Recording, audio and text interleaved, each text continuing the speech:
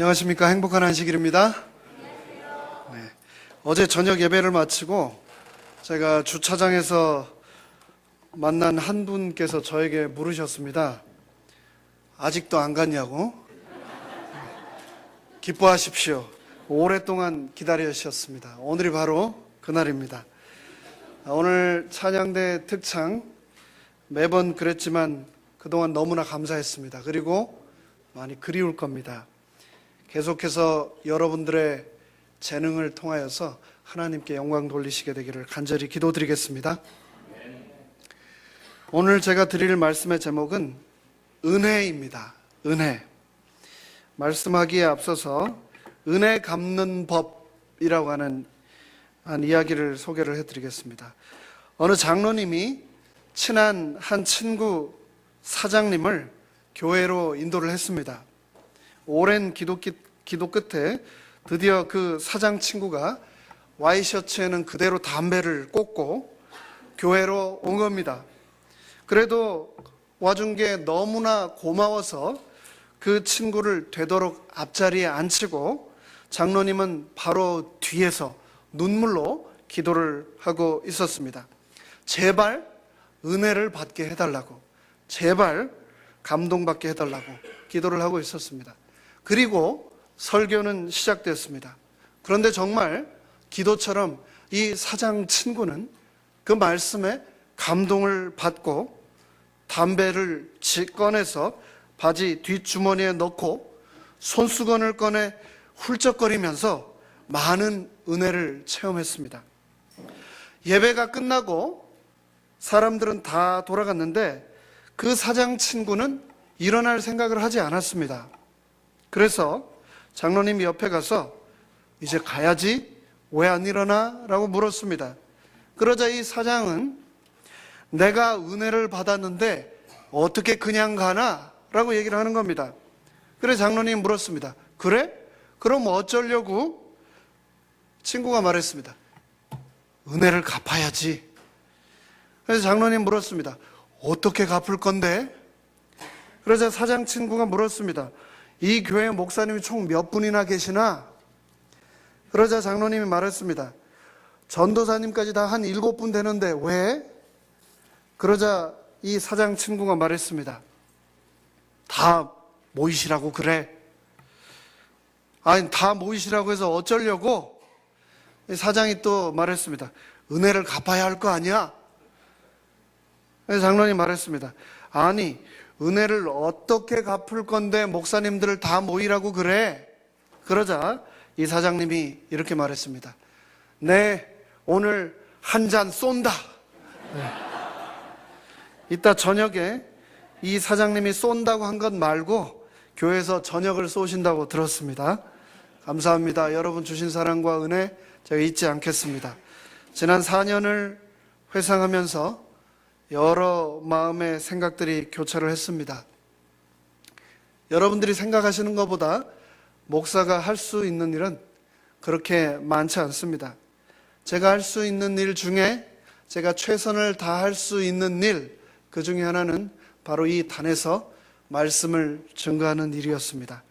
여러분들이 주신 사랑과 하나님의 은혜에 보답할 수 있는 거의 유일한 길, 바로 이 시간을 위해서 지난 4년간 저는 나름대로 최선을 다하여 왔습니다. 지난 4년의 제 삶을 집약을 해볼 때 이 모든 것이 다 하나님의 은혜다라고 하는 한마디로 제가 정리를 할 수 있었고, 그래서 오늘 은혜라고 하는 제목으로 하나님의 말씀을 나누고자 합니다. 지난 4년간의 시간이 어땠는가? 너무나 감사하고 좋은 시간들이 참 많았습니다. 하지만 물론 여전히 힘든 시간도 있었습니다. 하지만 저는 이 소중한 시간을 원망이나 슬픈 추억으로 낭비하고 싶지 않습니다. 여러분들이 잘 아시는 헬렌 켈러라고 하는 사람은 3중 장애인이었습니다. 볼 수 없었고, 들을 수 없었고, 말을 할 수 없었습니다. 헬렌 켈러가 노년에 많은 훌륭한 일도 하고 저술도 많이 했는데 말년에 어떤 기자가 헬렌 켈러에게 이렇게 물었습니다. 이런 육체적인 삼중 고통으로 한평생 살아오셨는데 하나님을 원망해 본 적 없습니까? 그러자 헬렌 켈러 여사는 이렇게 말했습니다. 내가 하나님께로부터 받은 그 은혜를 헤아리기에도 시간이 부족한데 내가 어떻게 하나님께 받은 이 감사를 기억하는 것만으로도 시간이 부족한데 어떻게 내가 하나님을 원망할 수 있겠습니까? 감사하고 그 은혜에 기뻐하는 것만으로도 인생은 부족합니다 라고 말을 했습니다. 시편 116편에서 다윗은 사랑하는 아들 압살롬에 의해서 쫓겨나서 사막을 방황하며 이 시를 기록하였습니다. 여호와께서 내 음성과 내 간구를 들으심으로 내가 주를 사랑하는도다. 여호와는 은혜로우시며 의로우시며 우리 하나님은 자비하시도다. 주께서 내 영혼을 사망에서 내 눈을 눈물에서 내 발을 넘어짐에서 건지셨나이다. 그리고 오늘 저희가 예배 시작할 때 읽은 이 말씀을 다윗은 남겼습니다. 여호와께서 내게 주신 모든 은혜를 내가 무엇으로 보답할꼬? 결코 노래할 수 없는, 결코 감사할 수 없는 그 고난 속에서도 다윗은 굴하지 않고 하나님의 도우심과 인도하심에 감사하며 하나님만이 자신의 이 어려운 상황에서 자신을 구원해 주실 수 있는 유일한 분임을 다윗은 기억했던 겁니다. 이러한 다윗의 찬양을 통해서 우리는 은혜가 무엇인지 다시 한번 생각해 보아야 되겠습니다. 은혜를 히브리어로는 헤세드라고 합니다. 헬라어로는 카리스라고 합니다. 이 카리스에서 영어 단어 그레이스가 나왔습니다.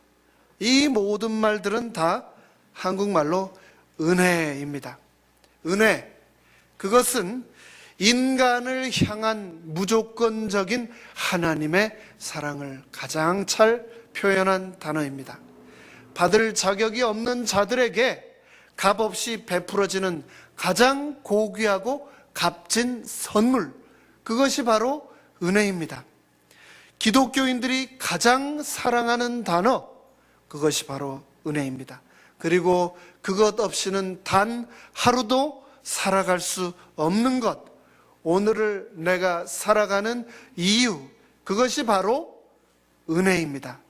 내 힘과 내 능력과 내 공로 때문이 아니라 하나님의 은혜입니다. 우리는 이 은혜에 대해서 흔히 값 없는 선물이라고 말합니다. 또 이 은혜 때문에 우리는 구원을 얻는다라고 확신하고 있습니다. 은혜는 값을 매길 수 없습니다. 값이 너무 싸서가 아니고 값으로 환산할 수 없기 때문에 값이 없는 겁니다. 온 우주에서 가장 비싼 것, 그것이 바로 은혜입니다. 예수님께서는 우리에게 그 은혜를 베푸시기 위해서 십자가에서 값으로 다할 수 없는 보혈의 피를 우리를 위해 흘려 주셨습니다. 디트리 본 회퍼는 나치 독일에 의해 처형되기 직전에 기념비적인 저술 나를 따르라, 영어로는 The Cost of Discipleship, 제자도의 대가라고 하는 책에서 이런 말을 했습니다. 무엇보다 은혜는 값비싸다. 왜냐하면 한 사람의 생명이 대가로 지불되었기 때문이다. 그리고 사람에게 유일하게 진정한 생명을 줄 수 있기 때문에 은혜이다. 죄를 정죄하고 유죄 판결을 내리기에 값비싼 것이지만 죄인을 의롭게 하기에 은혜라고 했다. 그러면서 본회퍼는 계속해서 이렇게 말합니다. 무엇보다 은혜는 값비싸다. 왜냐하면 하나님께서 당신의 아들의 목숨을 대가로 지불하셨기 때문이다. 당신은 값을 치르고 사신 바 된 존재이다. 하나님께서 지극히 큰 대가를 치르셨기 때문에 우리는 값싼 존재가 될 수 없다. 하나님께서는 우리의 생명을 위한 값을 지불하기 위해 당신의 지극히 사랑하시는 그의 아들을 돈으로 계산하지 않으셨다. 그 아들 자체를 우리에게 내놓으셨다. 하나님의 성육신은 값비싼 은혜이다 라고 말했습니다. 이것이 바로 은혜입니다. 우리가 아는 이 은혜는 크게 세 가지로 나눌 수 있습니다. 영어로는 3S라고 합니다. 첫 번째는 Saving Grace, 우리를 구원하는 은혜입니다. 두 번째 S는 Sustaining Grace, 우리를 지탱해 주는 은혜입니다. 그리고 세 번째 S는 Sanctifying Grace, 우리를 성결하게 거룩하게 해주는 은혜가 있다고 말을 했습니다. 특별히 우리가 죄인임에도 불구하고 하나님의 은혜를 받을 때 나타나는 가장 대표적인 변화는 우리 품성의 변화인데, 하나님의 은혜를 받은 사람은 첫째, 감사하게 된다라고 했습니다. 그 은혜 때문에 원망이나 불평할 겨를이 없이 하나님께 감사하게 되는 것, 그것이 바로 하나님의 은혜를 경험한 사람이 보이는 첫 번째 반응이라는 것입니다. 하나님의 은혜를 경험한 사람이 보이는 두 번째 품성의 변화는, 그것은 바로 자신이 죽을 수밖에 없는 죄인이라고 하는 고백을 하는 것이라고 했습니다. 하나님의 그 은혜를 만난 사람은 내 자신이 얼마나 큰 죄인인가를 깨닫고 고백할 수밖에 없다는 겁니다. 이 은혜를 받기 위해서 우리는 꼭 만나야 할 한 분이 계십니다. 그분이 바로 예수 그리스도이십니다. 예수님을 만나야만 우리는 은혜를 입을 수 있기 때문입니다. 우리 모든 인간은 관계적인 존재입니다. 만남에 의해서 우리 인생은 꼴지워지고, 만남을 통해서 우리의 모든 것이 결정되기 때문입니다. 만남의 중요성을 일깨운 한 학자가 있었는데, 그가 바로 마틴 부버입니다. 이 마틴 부버는 1923년에 I and You, 나와 너라고 하는 책을 통해서 인격적인 만남을 모든 인간은 꼭 가져야 한다라고 말했습니다.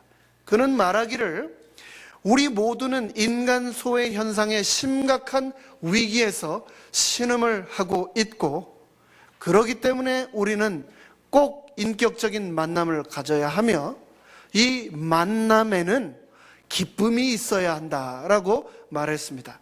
그런데 그 기쁨은 하나님을 만나야만 우리가 얻을 수 있는 기쁨이다라고 말을 했습니다. 인간 생활의 만남은 더없이 중요한 것이지만, 근본적인 만남은, 모든 만남 가운데 우리가 반드시 해야 할 만남은 바로 하나님과의 만남이다라고 마틴 부버는 말한 겁니다. 우리는 많은 사람들을 날마다 우리의 인생 순간순간마다 만나면서 살아가고 있습니다. 그럼에도 불구하고 이 세상에 얼마나 많은 사람들이 이 만남으로부터 채워지지 않는 갈증 때문에 고통받고 있는지 모릅니다. 아무리 만나도, 아무리 함께해도 채워지지 않는 갈등 때문에, 갈증 때문에 고통받으며 살아가고 있는 것입니다. 우리가 이 세상을 살아가면서 사람을 만나면서 때로는 어떤 사람을 만나 안도감을 얻기도 하고, 때로는 우리가 어떤 사람을 만나면 마음속에 따뜻한 감정이 일어나기도 하고, 때로는 어떤 사람을 만나면 마음이 평화로워지고 행복감을 느끼기도 합니다. 인생이 무엇인가? 어떻게 보면 인생은 만남이라고도 우리가 정의할 수 있을 것입니다. 이 만남이 모이고 모여서 결국은 인생이 되기 때문입니다. 우물가에 있었던 사마리아의 여인은 이 세상의 만남을 통해서 그녀의 갈증을 해결하려고 몸부림쳤던 사람이었습니다. 하지만 그녀는 5명이나 되는 남편을 만나고도 결코 그녀의 영혼의 갈증은 채워지지 않았습니다. 그녀가 예수님을 만났을 때 비로소 그녀 인생에 풀리지 않던 영혼의 목마름, 갈증을 해결할 수 있었습니다. 누가복음 10장에 등장하는 강도 만나 죽게 되었던 사람, 그 사람도 사마리아 사람을 만남으로써 그의 삶이 생명의 삶으로 전환되게 되었습니다. 내가 날마다 이렇게 수많은 사람 가운데서 수많은 사람을 만나고 있지만 여전히 목마르다면, 여전히 배가 고프다면 내 만남 가운데 하나님이 계신가? 우리는 생각해 보아야 되겠습니다. 하나님과의 만남을 위해서 우리는 어떻게 해야 할 것인가? 히브리서 4장 16절은 이렇게 말하고 있습니다. 그러므로 우리가 긍휼하심을 받고 때를 따라 돕는 은혜를 얻기 위하여 은혜의 보호자 앞에 담대히 나아갈 것이니라. 우리는 우리의 갈증의 해결을 위해서 은혜의 보좌 앞에 나아가야 한다라고 히브리서 저자는 우리에게 말을 하고 있습니다. 그렇다면 여기에서 말하고 있는 은혜의 보좌는 어디일까? 은혜의 보좌로 우리가 나아가야 한다고 말을 했는데 은혜의 보좌는 어디인가? 한번 생각해 보도록 하겠습니다. 먼저 은혜란 히브리어로 헤세드라고 아까 말씀을 드렸습니다. 근데 이 헤세드라고 하는 단어는 굉장히 많은 의미를 포함하고 있습니다. 첫 번째 헤세드는 하나님의 구원하시는 행위를 헤세드라고 말하고 있고, 둘째로 하나님의 축복과 은사를 성경은 또 헤세드라고 말하고 있습니다. 셋째로 하나님이 우리에게 주시는 용서를 또 헤세드라고 말하고 있고, 마지막으로 헤세드를 성경은 하나님의 보호와 안위라고 말을 하고 있습니다. 똑같은 단어인 은혜를 헬라어로는 카리스라고 말한다고 아까 말씀드렸습니다. 이 카리스는 기쁨, 호의, 선물, 감사라는 단어들로 성경에 번역되고 있는데, 무엇보다도 이 카리스는 하나님의 은혜로 가장 많이 번역되고 있습니다. 바울에게 있어서 이 카리스, 은혜는 그리스도 안에서 우리에게 임하신 구속의 은총을 가리키며 그리스도의 복음을 의미하며 궁극적으로 하나님의 사랑을 상징하는 단어가 바로 이 헬라어의 카리스, 은혜가 되겠습니다. 아무 자격도 없는 우리에게 베풀어진 하나님의 사랑, 그것이 바로 은혜이다라고 사도 바울은 말하고 있는 것입니다. 그런 우리에게 바울은 이 은혜의 보좌 앞으로 나아가라고 했는데, 보좌라고 하는 말은 또 어떤 의미를 가지고 있는가? 보좌라고 하는 말은 헬라어로 스로노입니다. 스로노. 여기서 영어 단어 스론이 왔겠죠.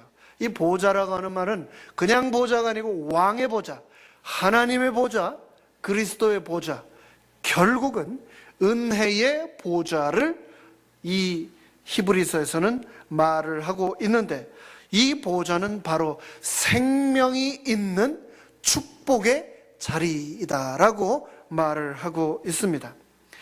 은혜의 보좌, 생명이 있는 축복의 보좌로 우리가 담대하게 나아가야 한다라고 바울은 말하고 있습니다. 16절에서 왜 우리가 하나님의 은혜의 보좌에 나아가야 하는가? 때를 따라 돕는 은혜를 받아야 하기 때문에 우리는 하나님의 보좌에 나아가야 한다라고 말을 하고 있습니다. 우리가 인생을 살다 보면 성공하고 싶지만 항상 성공하는 것만 아닙니다.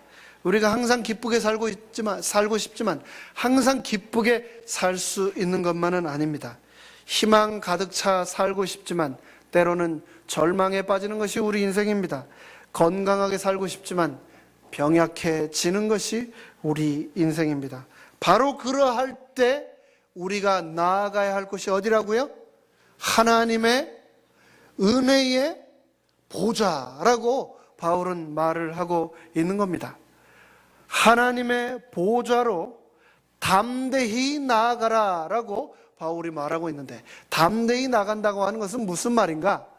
담대히라고 하는 말은 기쁜 마음과 감사하는 마음으로 하나님께 나아가면 나가는 자는 누구든지 하나님께서 채워주시고 먹여주시고 행복을 주신다라고 하는 약속을 우리에게 주신다는 겁니다. 요한복음 6장 37절에서는 말하기를 내게 오는 자는 내가 결코 내어 쫓지 아니하리라 라고 말씀하셨습니다. 하나님의 은혜의 보좌에 우리가 나아가기만 하면 그분께서는 우리를 결코 쫓지 아닌다 하신다 하셨으니 우리가 기쁜 마음으로 감사하는 마음으로 그분의 보좌로 나가야 하지 않겠습니까? 인생에 여러 만남이 있습니다. 하지만 그 만남을 크게 4가지 만남으로 요약을 해보자면 첫 번째 만남은 바로 부모와의 만남입니다. 우리는 태어나면서 부모를 만납니다. 두 번째 우리가 인생에서 갖게 되는 만남은 스승과의 만남입니다. 선생님과의 만남입니다. 일생 동안 우리는 선생님을 통하여 우리 인생의 길을 배웁니다. 세 번째 만남은 친구와의 만남, 배우자와의 만남, 동반자와의 만남이라고 우리가 말할 수 있을 것입니다. 도스토예프스키는 이런 말을 했습니다. 인생에서 단 한 사람의 진실한 친구를 갖지 못한 삶은 죽은 삶과 같다라고 말을 했습니다. 단 한 사람의 진실한 친구도 없는 삶은 죽은 거라는 겁니다. 그렇기 때문에 우리는 이 진실한 만남, 진실한 친구를 만나기 위해서 노력해야 되겠습니다. 여러분은 인생에서 그런 친구가 있으십니까? 만약 그런 친구 때문에 지금도 여전히 목말라 하고 계시다면 바로 그런 나를 위해서 4번째 만남이 준비되었는데 바로 그 만남은 하나님과의 만남이다 라고 말을 하고 있습니다. 우리는 하나님을 만남으로써 인생의 궁극적인 행복을 찾을 수 있고 그분을 통해서 인생의 진정한 기쁨을 발견할 수 있다라고 성경은 말하고 있는 것입니다. 베데스다 연못가에서 38년 동안 병고침을 바라고 누워있던 그 환자는 하나님을 만남으로, 이 땅에 오셨던 하나님 예수님을 만남으로 그의 인생이 변화함을 얻게 되었습니다. 귀 먹고 어눌하였던 그 환자도 예수님을 만남으로 듣게 되고 말할 수 있게 되었습니다. 12년 동안 혈루병 때문에 고통받던 여인도 예수님을 만남으로 그의 인생의 참된 의미를 발견할 수 있었습니다. 소경 거지 바디메오는 예수님을 만남으로 진정한 은혜가 무엇인지를 깨닫게 되었습니다. 하나님 앞에 담대하게 나아갔던 모든 사람들은 단 한 명의 예외도 없이 치료를 받았습니다. 회복을 얻었습니다. 갈증을 해결할 수 있었습니다. 구원을 얻을 수 있었습니다. 은혜에 감사할 수 있었습니다. 그렇기 때문에 우리는 하나님의 은혜의 보좌에 담대하게 날마다 나아가야 하겠습니다. 여러분, 제가 시작할 때 말씀드렸던 이 헬렌 켈러는 만 2살 때 시각을 잃고 청력을 잃고 말을 할 수 없는 장애인이 되고 말았습니다. 그런데 이 3중 장애를 가지고 있던 헬렌 켈러가 50대에 쓴 수필이 있는데 그 이름이 3 days to see, 내가 사흘 동안 볼 수 있다면 이라고 하는 수필입니다. 이 헬렌 켈러가 어느 날 숲을 산책하고 돌아온 친구에게 물어보았습니다. 무엇을 보고 돌아왔느냐고 말입니다. 그런데 이 친구는 뭐라고 했냐면은 별거 없어 라고 대답을 했습니다. 헬렌 켈러는 이해를 할 수가 없었습니다. 두 눈을 뜨고 두 귀로 모든 것을 다 듣고 온 그 친구가 그 모든 것들이 별거 아니었다라고 한 그 말을 헬렌 켈러는 도저히 이해할 수가 없었습니다. 그러면서 자신은 비록 보지도 못하고 듣지도 못하고 말하지도 못했지만 만약 내가 단 3일 동안만 볼 수 있다면 어떤 것을 내가 보고 어떤 것을 느낄지를 글로 쓴 것입니다. 그녀는 내가 사흘 동안만 볼 수 있다면 이라는 제목의 이 수필을 썼는데 제가 간단하게 요약을 해드리겠습니다. 첫째 날, 나는 친절과 겸손과 우정으로 내 삶을 가치 있게 해준 설리반 선생님을 찾아가 이제껏 손끝으로 만져서만 알던 그녀의 얼굴을 몇 시간이나 물끄러미 바라보면서 그 모습을 내 마음속 깊이 간직해 두겠다. 그리고 밖으로 나가 바람에 나풀거리는 아름다운 나뭇잎들과 들꽃들, 그리고 석양에 빛나는 노을을 보고 싶다. 둘째 날, 먼동이 트며 밤이 낮으로 바뀌는 웅장한 기적을 보고 나서 서둘러 메트로폴리탄에 가서 박물관을 찾아가 하루 종일 인간이 진화해온 기적을 눈으로 확인해 볼 것이다. 그리고 저녁에는 보석 같은 밤하늘의 별들을 바라보면서 하루를 마무리하겠다. 마지막 셋째 날에는 사람들이 일하며 살아가는 모습을 보기 위해 아침 일찍 큰 길에 나가 출근하는 사람들의 얼굴 표정을 볼 것이다. 그리고 나서 오페라 하우스와 영화관에 가서 공연들을 보고 싶다. 그리고 어느덧 저녁이 되면 네온 사인이 반짝거리는 쇼 윈도에 진열되어 있는 아름다운 물건들을 보면서 집으로 돌아와 나를 이 사흘 동안만이라도 볼 수 있게 해주신 하나님께 감사의 기도를 드리고 다시 영원의 암흑의 세계로 돌아가겠다. 헬렌 켈러는 이 수필을 쓰고 나서 이렇게 말했습니다. 내일이면 귀가 안 들릴 사람처럼 새들의 쥐저김을 들어보라. 내일이면 냄새를 맡을 수 없는 사람처럼 꽃향기를 맡아보라. 내일이면 더 이상 볼 수 없는 사람처럼 세상을 보라 라고 우리에게 말했습니다. 내일이면 더 이상 할 수 없는 일임을 알게 되면 내가 지금 보고 내가 지금 듣고 내가 지금 맡고 있는 이 모든 것들이 얼마나 소중한 것들이라고 하는 것을 깨닫게 될 것이라고 우리에게 말하고 있는 것입니다. 헬렌 켈러는 그렇게 88년을 살았지만 그녀가 그토록 꿈꾸던 단 3일간의 기적은 결코 일어나지 않았습니다. 그저 그녀의 소망으로 끝났습니다. 하지만 우리는 어떻습니까? 그녀가 그토록 간절히 바라던 그 3일간의 기적을 우리는 날마다 우리의 인생을 통해서 지금도 경험하고 있지 않습니까? 찬미가 382장 하나님의 은혜로 라고는 이 찬미는 오늘 우리가 마치면서 다 함께 부를 마지막 찬미입니다. 이 찬미는 19세기 말 전도자였던 무디와 같이 활약했던 다니엘 웹스터 위틀이 가사를 쓰고 맥그라나한이 곡을 붙인 겁니다. 이 찬미는 디모데후서 1장 22절의 말씀을 이 작곡가가 읽고 나서 너무나 감동받아서 쓰게 된 곡입니다. 이를 인하여 내가 또 고난을 받되 부끄러워하지 아니함은 나의 의뢰한 자를 내가 알고 또한 나의 의탁한 것을 그날까지 저가 능히 지키실 줄을 확신함이라.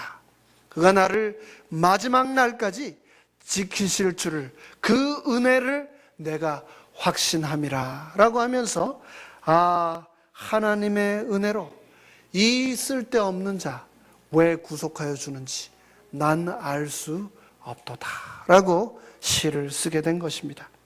내가 믿고 또 의지함은 내 모든 형편을 다 아시는 주님, 그 주님을 늘 믿고 그 주님이 늘 나를 돌보아 주실 것을 내가 확신한다 라고 저자는, 이 시인은, 작곡가는 노래를 하고 있는 것입니다. 하나님의 은혜로 이 쓸데없는 문인정이라고 하는 죄인을 왜 구속하여 주는지 저는 알 수가 없습니다. 내 모든 형편을 다 아시는 우리 주님께서 저를 지금까지 그러셨던 것처럼 앞으로도 늘 돌보아 주실 것을 저는 확신합니다. 마지막이라고 하는 단어는 매직 월드입니다. 너무나 평범했던, 너무나 일상적이었던 것 앞에 마지막이라고 하는 그 한 단어만 붙이면 모든 것이 다 특별하게 바뀌게 됩니다. 사랑하는 사람이 평생 나에게 수많은 말을 했지만 그 사람이 죽기 전에 마지막으로 한 그 말은 우리가 영원히 잊을 수 없는 말이 됩니다. 마지막으로 먹는 음식, 마지막으로 우리가 듣게 되는 수업, 마지막으로 부르는 찬양, 마지막으로 하나님께 드리는 기도, 모든 것에 마지막이 붙으면 평범하고 당연했던 모든 것들이 특별해지고 맙니다. 마치 헬렌 켈러가 3 days to see라고 하는 이 수필에서 말한 것처럼 너무나 당연하다고 생각한 것들이 다 특별해지는 겁니다. 하나님께서는 이 죄인 문인정이라고 하는 자를, 이 쓸데없는 자를 나성중앙교회를 만나게 하심으로 지난 4년 동안 저에게 너무나 큰 은혜를 베푸셨습니다. 너무나 당연하게 생각되었던, 너무나 지겹게 막히던 10번 길, 이 교회를 향해 오고 갔던 그 길이 그리울 것입니다. 설교 준비와 성경 공부 준비로 많은 시간을 보냈던 교육관에 있던 제 사무실, 많이 그리울 겁니다. 그곳을 찾아오셔서 여러분들이 저에게 주셨던 정다운 담화, 여러분 인생에서의 눈물, 그리고 기쁨과 여러 추억들 그리울 겁니다. 예배 때 여러분들이 힘차게 부르시던 그 찬양의 음성 그리울 겁니다. 예배 시간에 하나님의 말씀에 힘차게 아멘 하시던 여러분들의 음성 그리울 겁니다. 말씀에 감동받아 훔치시던 여러분들의 눈물 그리울 겁니다. 예배 후 꼭 잡아주시던 여러분의 그 따뜻한 손 저는 많이 그리울 겁니다. 그리고 부모처럼 포근히 안아주시던 여러분의 그 품 저는 너무너무 그리울 겁니다. 그리고 이곳 하나님의 전, 바로 이 단 아래에서 하나님께 무릎 꿇고 기도드렸던 그 시간들 정말 정말 그리울 겁니다. 그리고 이 모든 것들이 다 하나님께서 나에게 주셨던 은혜임을 저는 고백합니다. 이제 여러분들이 보시는 이 사진, 우리가 해마다 새해가 밝으면 교회 앞에서 찍는 단체 사진이죠. 앞으로 저 사진 속에 제가 더 이상 여러분과 함께 할 수는 없지만 제가 여러분을 늘 기억하고 여러분을 위해 늘 기도하고 있음을 기억해 주시면 감사하겠습니다. 저와 함께 하셨던 하나님의 은혜가 여러분 모두와 또 이 교회 위에 예수님 오시는 그날까지 함께 하시기를 간절히 바라면서 말씀을 마치겠습니다.